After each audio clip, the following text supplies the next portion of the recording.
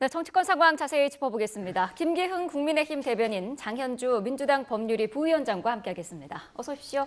안녕하세요. 네. 자, 윤석열 전 대통령에 대해서 헌재가 만장일치로 탄핵 결정을 내렸습니다. 국민의힘에서는 막판에 4대4 전망까지 나왔었는데 기각 의견이 전혀 나오지 않은 거에 대해서 당에서는 어떻게 보고 계시나요? 우선적으로 보면 헌재 재판관들이 보충 의견을 냈습니다. 네. 보충 의견이 좀 두드러진 부분을 보면 탄핵 소추안 관련해 가지고 횟수를 제한하는 어떤 입법이 필요하다. 그러니까 우리가 윤석열 전 대통령이 이 계엄을 선포했을 때 탄핵의 어떤 남발, 그것으로 인한 어떤 국가기관의 어떤 무력화 이런 부분을 얘기를 많이 하지 않았습니까? 네. 그런 부분에 대해서 헌재했던 고심이 있었다. 그래서 정영식 재판관 같은 경우는 탄핵 소추안의 발의 횟수를 제한하는 입법이 필요하다 이런 얘기를 했는데 이게 소수 의견으로 가면 기각이나 각하지 않습니까? 네. 기각이지 않습니까? 그리고 또 두 분의 재판관께서는 뭐라고 얘기했냐면 우리가 그 수사기관에서 진술한 내용을 증거로서 채택할 수 있느냐 이 부분이 굉장히 쟁점이었습니다. 네. 이른바 이제 형사소송법이 2020년에 개정이 돼서 당사자가 인정하지 않으면 수사기관의 어떤 진술 내용을 번복되면 쓸 수 없게끔 돼 있습니다. 네. 근데 그 부분에 대해서 법이 만들어졌는데도 불구하고 헌재 재판 과정에서 이거를 쓰겠다 했기 때문에 쟁점이 됐는데 이 부분에 있어서도 저희가 볼 때는 기각 사유라고 분명히 생각을 했는데 네. 여지없이 소수 의견은 아니지만 이 부분에 대해서는 보충 의견이 두 분이 나와서 전문 법칙, 증거 법칙과 관련해서 전문 법칙을 보다 엄격하게 적용할 필요가 있다는 의견을 냈거든요. 그래서 저는 헌재 고심이 좀 있었다고 봅니다. 네. 소수 의견으로 갈 수 있는 소수 의견으로 간다면 기각이나 각하일 텐데 뭔가 좀 8명의 어떤 전체적인 목소리를 하나로 내기 위해서 소수 의견을 보충 의견으로 좀 넣지 않았을까 그런 생각을 했기 때문에 네. 저는 아무래도 기일이 끝난 거는 지지난달 2월 25일이고 그 이후에 이제 한 달 넘을 동안 이런 부분에 대한 어떤 고민이 있었고 네. 헌재 결정은 존중을 하되 여기에서 나오는 어떤 보충 의견 이런 부분에 대해서는 야당도 이 부분에 대한 어떤 생각을 좀 하셔야 되지 않을까 그런 생각. 네, 말씀하신 부분들을 소수 의견이 아니라 보충 의견으로 넣는 과정 때문에 선고까지 오래 걸렸다라는 지적에 대해서는 어떤 의견이신가요? 글쎄요, 사실 그동안 정치권에서 뭐 5대3 대드락설부터 해서 네. 뭐 4대4 기각설까지 여러 가지 의견들이, 논란들이 계속돼 왔었습니다. 네. 사실 어제 결론은 만장일치의 파면 인용이었기 때문에 사실상 그동안의 정치권에서의 이 논란들이 무색해질 정도로 어쩌면 결론이 완전히 일치되는 상황이었거든요. 네. 물론 그 과정에서 그렇다면 이렇게 결론이 일치될 것인데 왜 이렇게 선고가 늦어졌느냐에 대해서는 앞으로도 조금씩은 이야기는 있을 것 같다라는 생각은 듭니다. 그런데 어제 결정문을 들여다보면 결국 쟁점들이 상당히 많았습니다. 특히 적법성을 따지는 요건에서도 6가지 항을 마련해서 하나하나 쟁점을 검토를 했고요. 또 본안에 들어와서의 5가지 쟁점에 대해서도 또 재판관들이 또 세세하게 검토한 부분들이 읽혀집니다. 그리고 위헌 위법적인 상황들이 있다라고 하더라도 파면을 할 만한 중대한 사유까지 검토를 해야 되기 때문에 사실 어제 결정문을 하나하나 뜯어보면 재판관 8분이 사실 그동안에 얼마나 숙고 과정을 거쳤고 또 검토 과정을 거쳤는지를 미루어 볼 수 있는 대목들이 있었거든요. 아무래도 만장일치로 의견을 합치해가는 과정들도 분명히 존재했던 것 같고 그리고 그 과정에서 또 헌법과 법률 그리고 증거에 따라서 각각의 사안의 쟁점들을 검토하는데 시간이 좀 더 걸렸던 것 아닌가라는 추측 가능해 보입니다. 네. 자, 파면이 선고되고 2시간 반 만에 전 대통령이 이제 입장문이 나왔습니다. 민주당은 나라를 엉망으로 만든 거에 대한 대국민 사과 그리고 승복 내용이 없었다 이런 부분을 지적하고 있더라고요. 그렇죠. 뭐 대통령의 메시지가 나오기는 했는데 민주당 입장에서는 사실상 이 메시지가 좀 무책임한 것 아니냐 이런 반응들이 나오고 있습니다. 네. 사실 대통령의 아무도 예상하지 못했던 비상계엄으로 인해서 그리고 그 비상계엄이 위헌적이었다라는 것을 헌재로부터 확인받은 이 시점에서 결국 국정을 파탄하고 헌정질서를 유린했던 그 행위에 대한 뼈저린 사죄나 반성이 없는 것 아니냐 이런 이야기들은 저는 뭐 민주당뿐만 아니라 국민들께서도 이런 생각하실 수 있다라고 생각이 들고요. 네. 사실 대통령이 이제 앞으로 메시지를 낼 수 있는 기회는 또 있다고 생각합니다. 뭐 지금 있는 관저에서 또 나와서 사저로 돌아가야 되는 과정도 있는 것이고 있고 그리고 지금 현재 내란 수괴 혐의로 형사 재판을 받고 있습니다. 네. 그게 이달 14일이면 또 공판기일이 열리기 때문에 공판기일에는 피고인의 신분으로 출석을 해야 되는 상황이거든요. 각각의 상황에서 국민들께 모습을 드러낼 상황들이 있다라고 한다면 저는 보다 사죄와 반성의 메시지가 들어가 있는 그런 내용의 이야기들을 해줘야 되는 것 아닌가라는 생각을 합니다. 네, 국민 통합의 메시지가 없었다는 부분이 아쉽다라는 지적은 많거든요.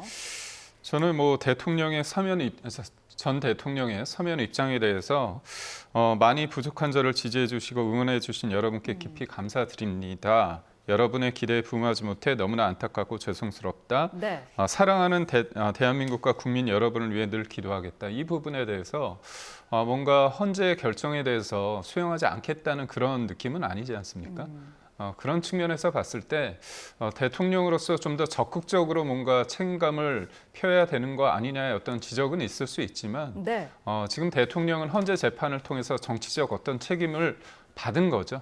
그렇다면 형사재판을 통해서 지금 다퉈야 될 상황입니다. 그렇기 때문에 지금 헌재에서 내란죄, 소위 말해서 계엄을 했는데 그게 내란죄에 해당한다고 내란 혐의이 있기 때문에 파면에 이를 정도다. 그런 쪽으로 이제 좀 됐기 때문에 형사재판을 다퉈야 될 윤석열 전 대통령 입장에서는 어느 정도까지 이거를 입장을 내는 게 맞는지, 그러니까 유무죄 부분은 또 다른 거 아닙니까? 파면이라는 것들은 굉장히 큰 징계지만 또 형사소송을 통해서 다퉈야 될 상황이 여전히 남아있기 때문에 네. 이 부분에 대해서 대통령이 모든 걸 다 수용한다고 한다면 사실상 형사재판을 할 이유도 없는 거 아닙니까? 그런 측면에서 본인의 어떤 입장, 무엇보다도 굳이 설명 안 해도 국민의 어떤 주권자인 국민의 어떤 의사를 통해서 대통령이 됐고 그 과정 속에서 헌재가 볼 때는 이런 어떤 상황이 파면에 이를 정도이기 때문에 주권자인 국민의 의사를 다 파기하여서 대통령을 파면한 거 아닙니까? 그렇다면 그 무게감과 책임감과 그런 부분에 대해서는 윤석열 전 대통령이 충분히 인식하고 있기 때문에 네. 이 부분에 대해서 정치권이 과하게 좀 비판하는 건 좀 그렇지 않을까 그런 생각을 합니다. 네. 자, 이제 윤 전 대통령은 전직 대통령에 대한 예우는 거의 받지 못하는 상태가 됐고요. 사저로 돌아가서도 최대 10년간의 경호를 받을 수 있는데 저희가 앞서서 화면으로도 봤습니다만은 이제까지 봐왔던 그런 정도의 경호는 그러면 아닌 건가요? 어느 정도 수준인가요? 일단 대통령 경호법에 따르자면 그러니까 파면이 된 대통령이라고 할지라도 일단 5년, 원칙상 5년간의 경호처 경호를 받습니다. 네. 그리고 이제 필요하다고 인정되면 5년이 추가되기 때문에 최장 10년 정도는 경호처의 경호를 받게 되고 그 이후에는 경호 업무가 경찰로 이관이 되는데요. 네. 사실 이런 예우를 해주는 것은 이제 물론 파면되었다 하더라도 대통령으로서 그 직무를 했던 기간들이 있고 그 기간 동안에 우리나라의 최고의 어떤 국가적인 비밀을 다루던 그런 사람 아니겠습니까? 그렇기 때문에 그런 부분에서는 경호가 필요하다라는 취지가 반영이 돼서 윤 전 대통령에 대해서도 그 경호는 이루어지게 될 텐데요. 네. 다만 이제 전직 대통령 예우에 관한 법률에 의한 여러 가지 예우들이 있습니다. 뭐 연금이라든지 관련돼서 기념 사업을 지원받는다든지 아니면 보좌 인력을 지원받는다든지 이런 부분들은 예우가 다 박탈이 됐기 때문에 네. 사실상 경호에 대한 부분을 말고는 아무런 지원을 받을 수 없다 하고 보시면 되겠습니다. 네. 윤 전 대통령이 곧 이제 사저로 가게 될 텐데 나오는 시기가 좀 늦어질 수도 있다 이런 얘기도 나오더라고요. 아무래도 이제 서울 서초동에 이제 뭐 다 알고 있으니까 아크로비스타 그 건물 같은 경우는 단독 주택이 아니지 않습니까? 공동 주택인 만큼 거기에서 사실상 이제 경호 안전을 위해서 어느 정도의 어떤 그런 실질적인 그런 기능을 할 수 있을지에 대한 좀 의문이 있을 수 있고 무엇보다도 대통령이 대통령이 돌아갔을 때 실질적으로 어떤 뭐랄까요? 그런 여러 가지의 어떤 구비를 해야 되지 않습니까? 네. 그런 절차가 필요하기 때문에 시간상 윤석열 전 대통령 입장에서는 파면에 이를 정도다.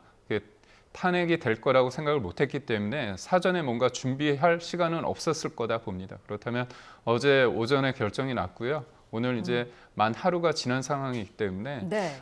서초동으로 돌아가게 된다면 거기에서 뭐 경호를 위한 어떤 그런 부분에 대한 준비 시간이 필요할 것 같고 네. 일부에서 뭐는 제3의 장소를 좀 얘기를 하시는 분들도 있는데 네. 제가 볼 때는 서초동으로 가실 것 같습니다. 네.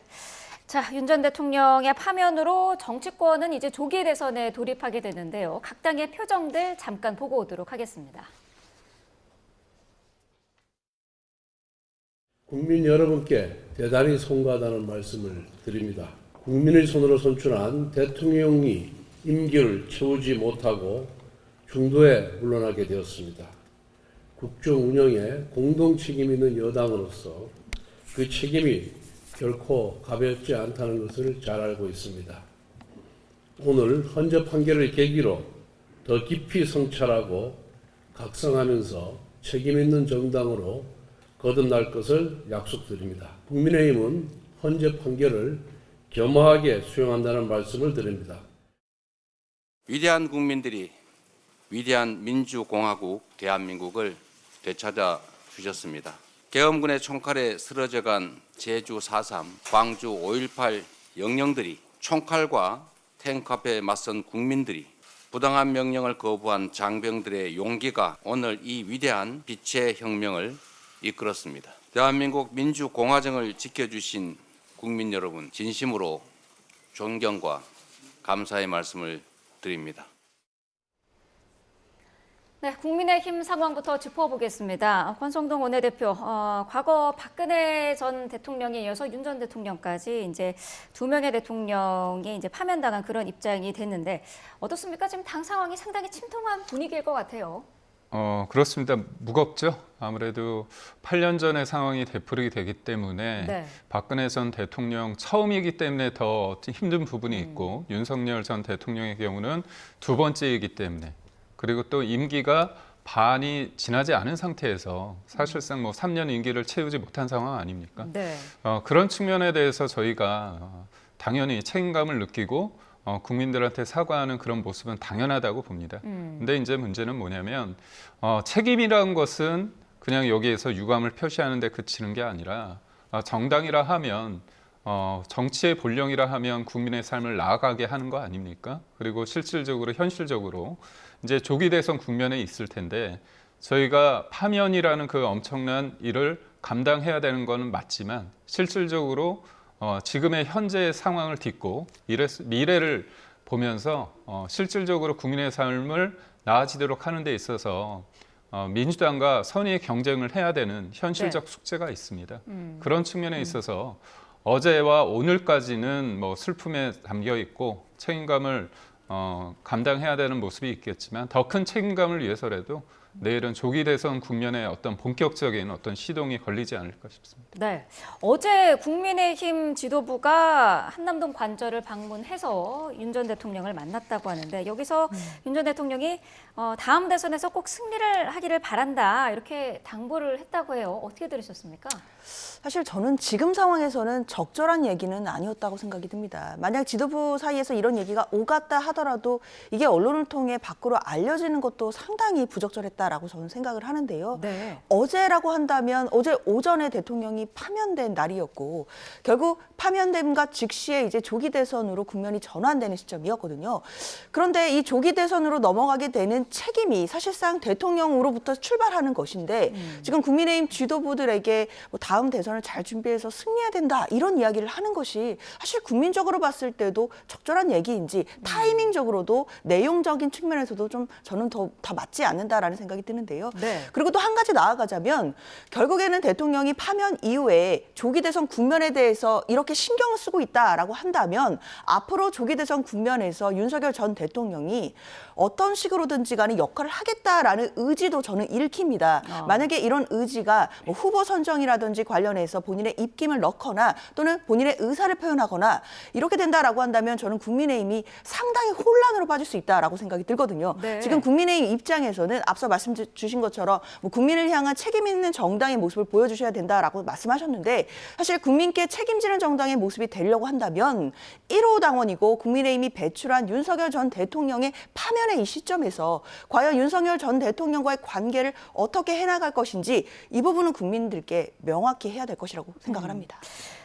전 대통령이 당 경선 과정에도 영향을 줄 수 있을 것이다라고 언급을 해주셨는데 어떤 의견이신가요? 대통령이 이제 석방이 됐을 때 관저 정치를 할 것이다. 그렇게 민주당에서 많이 말씀을 하셨습니다. 네. 근데 실질적으로 석방 이후에 그리고 탄핵이 어제 됐지만 그 사이에 대통령이 특별히 어떤 정치적인 메시지를 내놓은 적은 없습니다.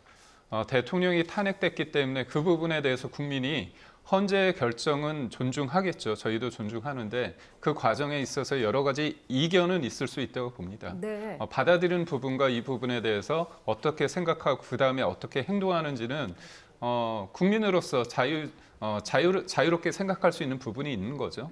헌정 질서의 어떤 테두리 안에서 그 부분은 저는 인정받아야 된다고 생각합니다. 그런 측면에 있어서 지금 민주당 입장에서는 대통령과의 어떤 확실한 차별화를 통해서 그런 것들을 해야 된다고 말씀을 하시는데요.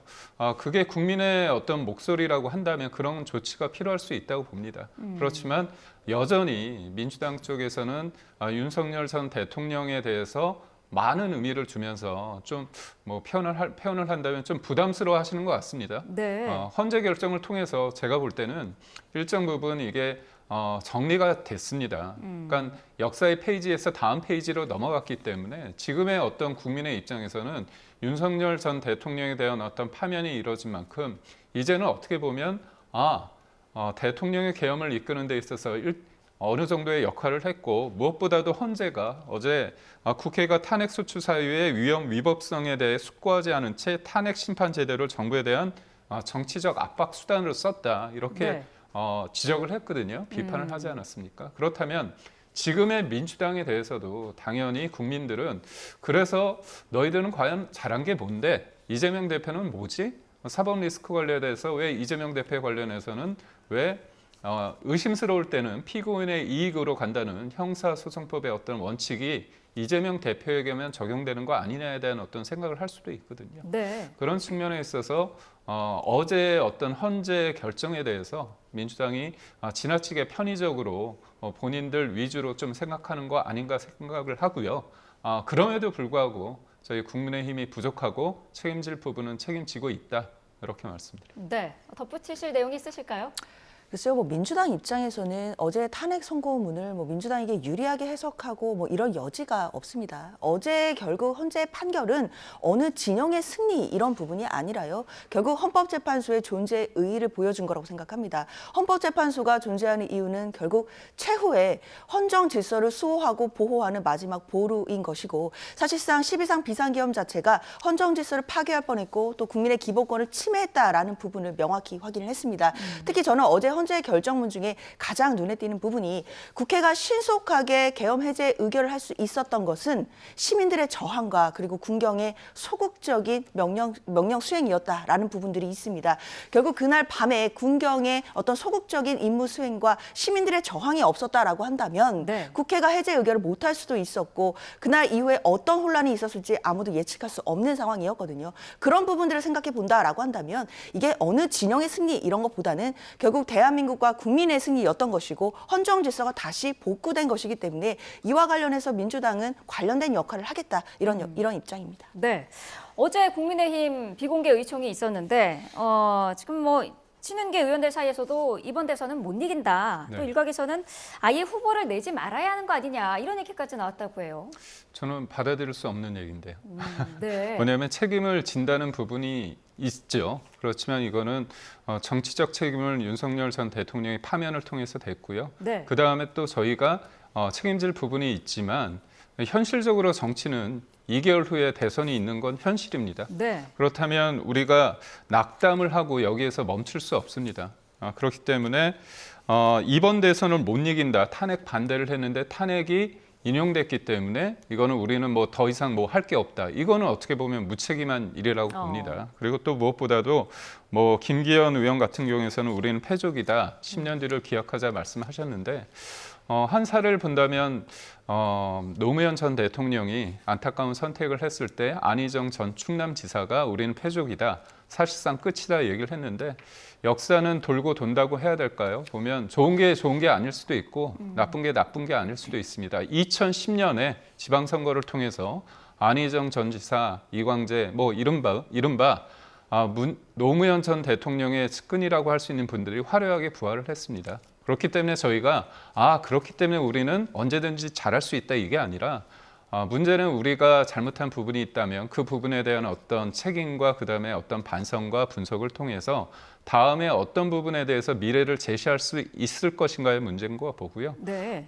제가 다시 한번 말씀드리지만 이재명 대표의 어떤 민주당이 지고지순하고 정의롭고 그런 부분이 있는 게 아니라 제가 볼 때는 지금 현재 어떤 재판 과정에 있을 때 대통령이 파면에 이를 정도의 어떤 그런 무게감과 그거에 대해서 어떤 이재명 대표의 민주당이 보여줬던 거에 대해서 저울질을 한 거라고 봅니다. 그렇기 때문에 이 부분에 대해서 이게 모든 어떤 지극한 어떤 선이라고 정의롭다고 판단하는 건 아니거든요. 네. 그렇기 때문에 저희가 파면을 됐기 때문에 이 부분에 대해서 이거를 거부하는 입장에서 자꾸 제가 이재명 대표의 민주당에 대해서 비판하는 게 아니라 실제 결정문을 봤을 때 과연 문제가 뭐였는지에 대한 어떤 뭐랄까요? 한쪽으로 기울어지지 않은 어떤 평가가 있어야 된다고 봅니다. 네, 대선 후보를 당 차원이 아닌 범보수 원탁회의에 맡겨야 한다라는 목소리도 있었던 것으로 지금 전해지고 있는데 이 부분도 당에서 검토할 만한 카드가 될 수 있을까요? 이게 실은 대통령이 처음에 이제 계엄을 선포했을 때 네. 그 이후에 만약에 헌재에서 인용이 된다고 한다면 그러면 우리가 후보를 내지 말아야 된다 그런 의견이 일부 있었고요. 네. 저한테 어떤 분들이 저한테 얘기를 했을 때 저는 국민들이 뭐로 가든 결국은 그러니까 이겁니다. 국민의힘 후보가 아니더라도 보수 원탁 테이블을 통해서 그쪽에 무소속으로 후보를 내면 그쪽에서 된다는 거거든요. 그러니까 결국은 어떻게 보면 큰 차이는 없습니다. 네. 그러니까 저는 그건 솔직하지 못하다고 봅니다. 국민의힘이 후보를 내고요. 거기에서 국민들이 봤을 때 헌재 결정을 존중하고 받아들이는 분들도 있지만 그 내용상의 이견이 있다면 정치적인 어떤 민심의 평가를 저희는 온전하게 또 받아야 되는 그 과정이 네. 조기 대선이라고 한다고 봅니다. 그렇다면 국민의힘 후보로 나오지 않는데 결국은 예를 들어서 A라는 후보가 국민의힘 간판은 없지만 결국 그 후보가 안 나오는 게 아니라 원탁 테이블이라는 통을 통해서 A 후보가 나온다면 네. 결국은 국민들이 봤을 때 국민의힘 후보거든요. 그래서 볼 때 이른바 저는 그게 표지갈이 아닌가 간판만 떼고 나온 거지만 본질은 다르지 않다고 본다면 저는 당당하게 국민의힘 후보로 나오고 그 부분에 대해서 저희가 미진하고 비판이 받는다면 저희가 네. 선택을 못 받는 거죠. 그래서 우회적으로 그렇게 할 필요는 없다. 그렇게 봅니다. 네. 자, 어제 파면으로 지금 보수 잠룡들의 입장도 나왔습니다. 일단 한동훈 전 대표의 입장도 나왔고 김문수 장관의 입장도 나왔는데 민주당 입장에서는 어떻게 보셨습니까? 글쎄요, 일단은 조기 대선 국면이 이제 어제부터 열리게 된 것이고요. 네. 여권에서도 대권의 잠룡이라고 불리는 주자들이 몇몇이 지금 보이고 있습니다. 그분들이 지금 메시지를 내지만 아직 선명한 이야기는 없는 것 같거든요. 네. 일단 당장은 좀 통합이라든지 이런 부분들을 강조할 것 같다라는 생각은 드는데 한동훈 전 대표나 김문수 장관 같은 경우에는 사실 지금 서 있는 이념의 스펙트럼이라고 할까요? 또는 국민의힘 내부에서의 정치적인 입지에 또 위치가 좀 달라지는 상황도 있기 때문에 네. 그런 부분들을 본다라고 한다면 일단 조기 대선 국면이 다시 이제 시작이 되고 그리고 국민의힘의 대선 경선이 시작이 된다라고 한다면 한동훈 전 대표와 그리고 특히나 이제 김문수 장관 같은 경우에는 메시지의 방향 자체는 좀 달라지지 않을까라는 생각도 가능해 보입니다. 네. 국민의힘에서는 지금 저희가 그래픽으로 전해드리고 있습니다만은 한동훈 전 대표의 입장이라든지 김문수 장관의 입장 그리고 홍준표 대구시장도 지금 상당한 각오를 지금 보이고 있는데 어떻게 보고 있습니까? 저는 어제와 오늘, 내일까지는 여러 가지를 좀 생각하고 지금 국민들 그리고 또 국민의힘 당원들 입장에서는 어제의 상황이 무거운 상황 아닙니까? 네. 대통령이 잘했다 못했다를 떠나서 그 결정이란 부분에 대해서 현실을 좀 부정하고 싶은 분들도 있습니다. 그렇기 때문에 이 감정이란 부분이 일정 부분 해소되기 위해서는 물리적 시간이 필요하다고 봅니다. 그래서 이런 상황 속에서 굉장히 적극적인 메시지를 낸다는 부분, 그 메시지 내용이 특히나 이 사람은 조기 대선에 어떤 마음이 이미 가 있구나. 그렇게 했을 때 과연 맞을까? 그러니까 저는 국민의힘의 어떤 당원 그리고 어떤 전 대표든 아니면 지자체장이든 장관이든 그분들이 지금 가져야 할 부분은 어떻게 보면 무거운 책임감 그리고 또 어떻게 보면 국민들과 당원들한테 본인들이 같이 어떻게 보면 윤석열 정부에서 여러 가지 역할을 했는데도 불구하고 이런 결과를 받아든 거에 대해서 같이 일정 부분 책임감을 느껴야 된다고 저는 봅니다. 네. 그런 차원에서 너무 앞서는 것들은 좋지 않다. 60일이라는 기간이 짧을 수도 있지만 지금은 예전에 한 30년 전에 60일과는 차원이 다르지 않습니까? 오늘 누군가 얘기하면 빛의 속도로 지구를 몇 바퀴 돌아가지고 뭐 10분 만에도 옵니다. 반나절 만에도 오기 때문에 그리고 지금의 이른바 잠룡이라고 불리는 사람들이 아주 새로운 사람들이 아닙니다.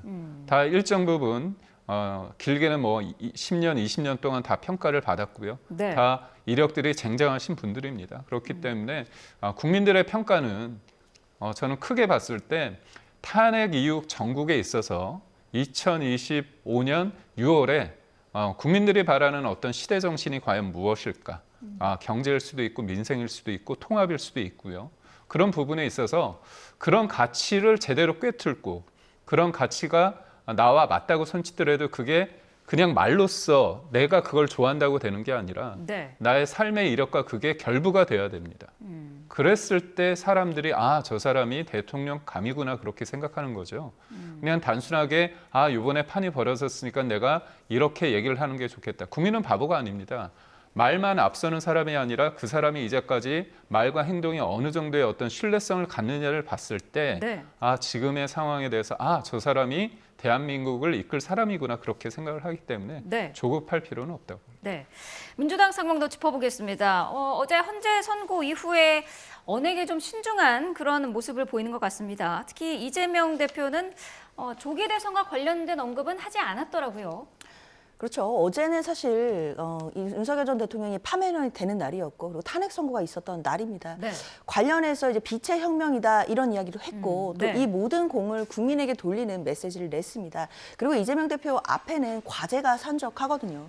일단 당장 탄핵 전국 동안 그동안 국민들의 어떤 국론 분열도 있어 왔고 그리고 광장에서의 갈등이 대립이 그리고 격화되는 모습을 우리가 실시간으로 보아왔습니다. 네. 당연히 이재명 대표도 야당의 대표로서 그리고 정치인 중에 한 분으로서 이 국민적인 어떤 통합을 이루어가는 과정이라든지 그리고 국민들의 어떤 그동안의 상처나 트라우마를 어떻게 치유해 나갈 수 있을지 회복의 과정에 대한 부분에 대해서는 큰 과제가 앞에 놓여 있는 것이고요. 네. 그 현실적으로는 경제와 민생이 정말 어렵습니다. 이런 부분에 대해서도 정책적으로 어떻게 풀어 나가야 될지 과제가 많고 또 한 가지는 사실 외교적으로 봤을 때 우리가 12월 3일 비상계엄 이후에 국가적인 신임도가 상당히 낮아졌거든요. 그런 부분들을 어떻게 다시 회복하고 다시 글로벌한 대한민국으로 선진국 대한민국으로 다시 외국에게 우리가 보여줄 수 있을지 이런 부분에 대해서도 고민이 깊기 때문에 네. 지금 당장은 뭐 조기 대선 국면은 당장 열린 것은 맞지만 당장 뭐 대선에 관한 그런 의견을 표명한다라기보다는 앞으로 놓인 과제들과 그리고 국민들과 함께 이 메시지를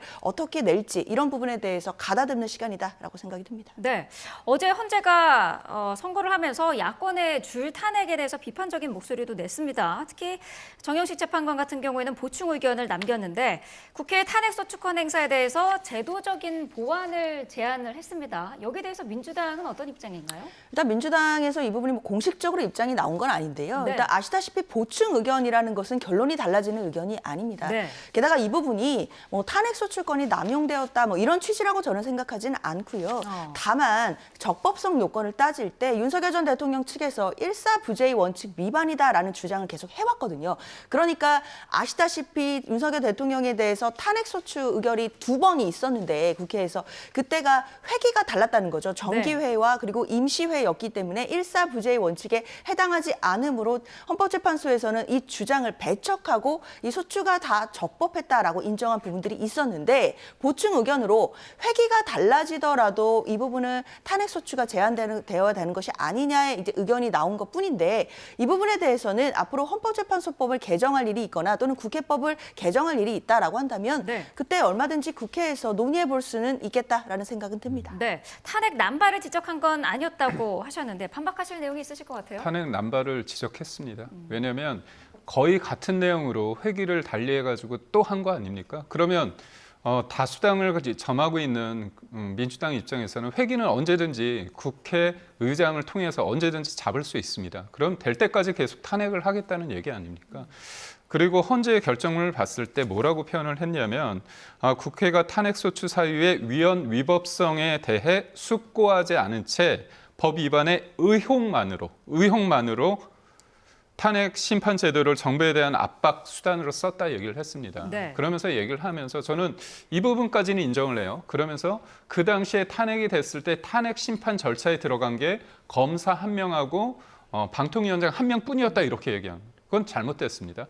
탄핵 심판의 어떤 이 문제점의 가장 본질적인 거는 탄핵을 남발하게 되면 직무정지가 됩니다. 네. 탄핵 심판이 계속 진행되는 동안 그게 뭡니까?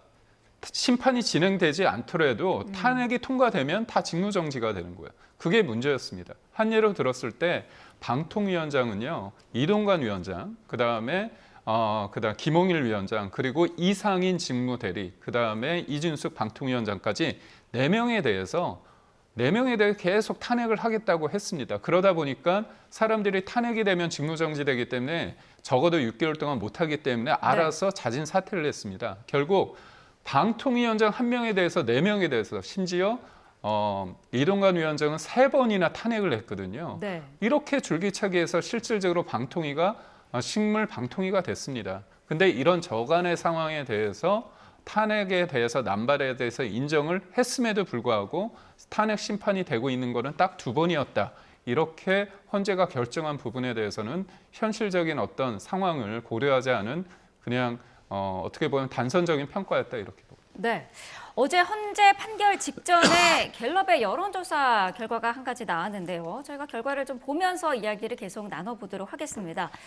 자, 차기 정치 지도자 적합도, 이재명 대표의 지지율이 가장 높습니다. 자, 그런데 의견 유보인 부분이요. 이제 여기가 눈여겨볼 만한 부분인데, 이재명 대표의 지지율보다 높게 나타났거든요. 38%로 나타났습니다. 어떻게 해석해야 될까요?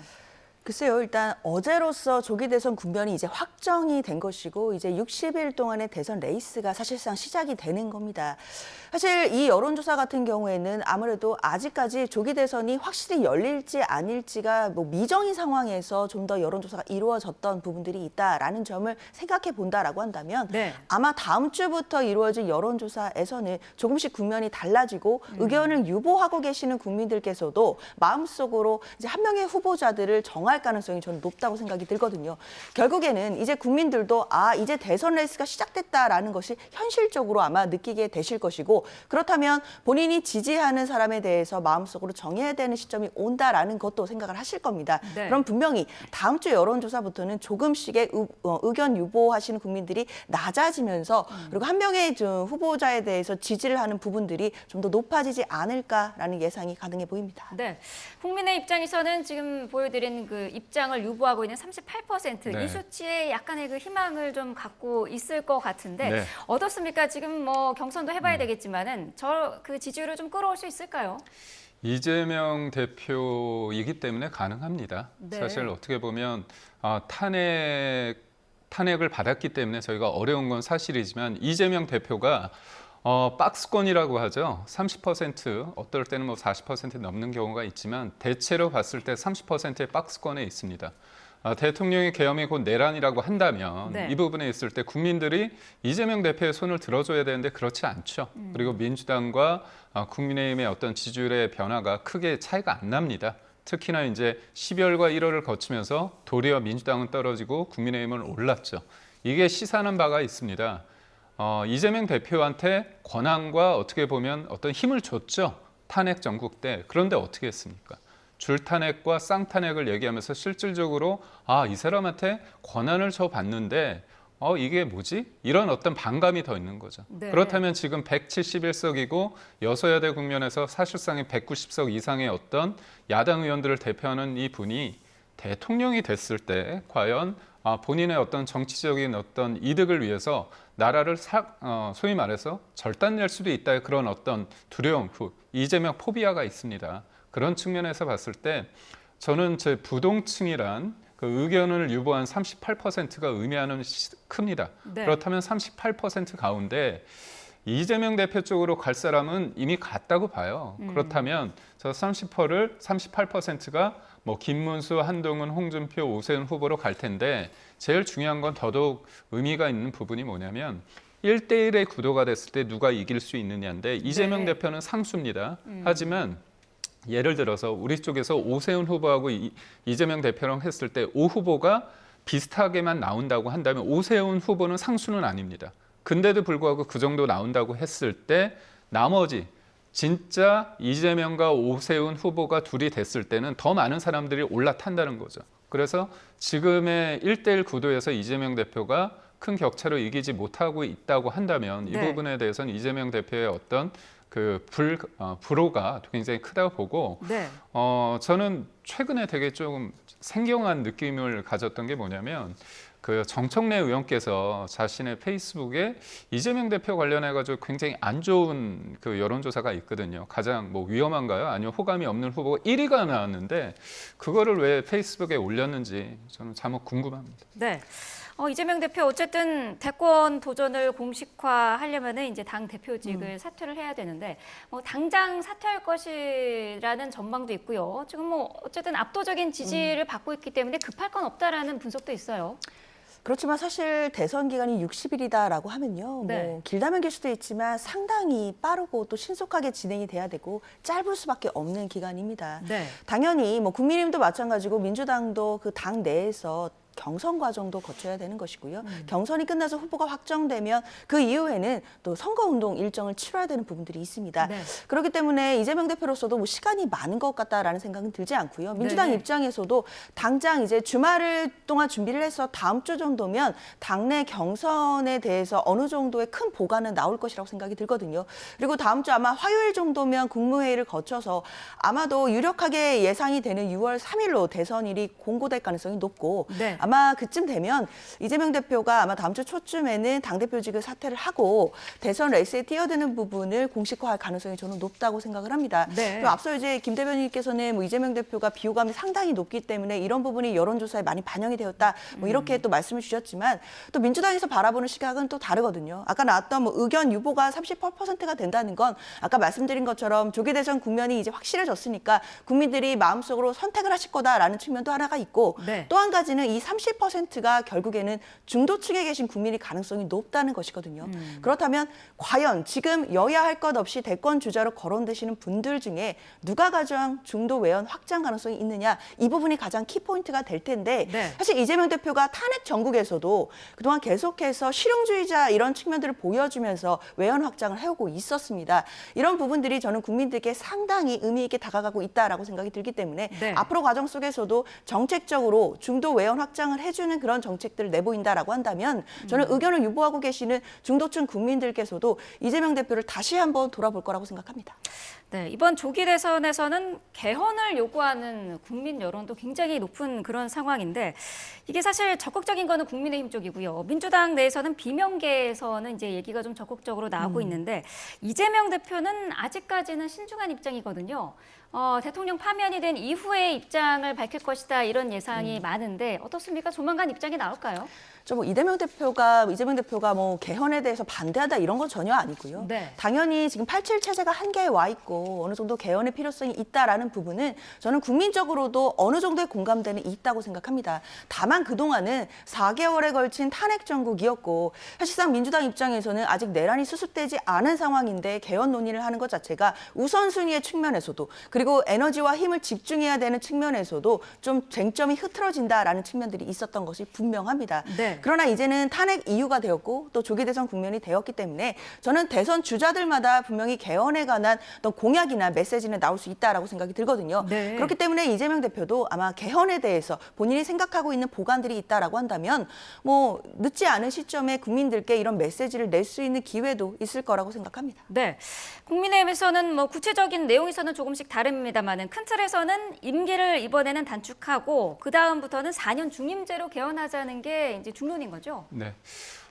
지금 우리가 87년 체제에 있어서 제왕적 대통령제 관련해서 얘기를 많이 해왔는데 네.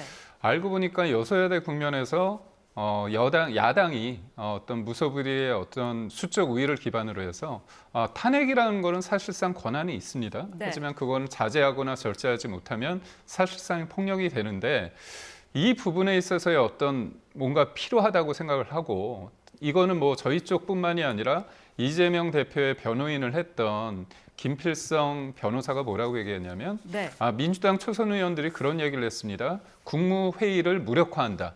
이거는 탄핵 사유를 어떻게 보면 사실상 적시한 거 아닙니까?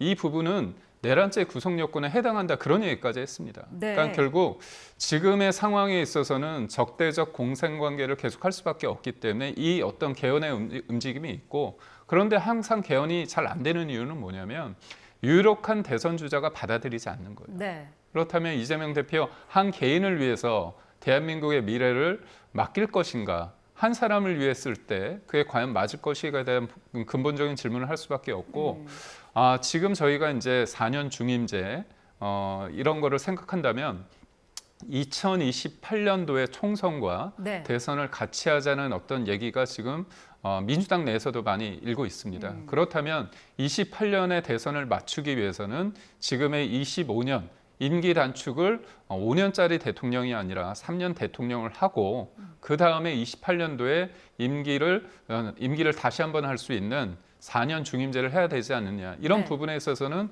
오랫동안 이어져 왔던 논의입니다. 그런 측면에 있어서 이게 또 실질적으로 국민의힘은 3년 단축 임기 단축이라는 게 어떤 의미냐?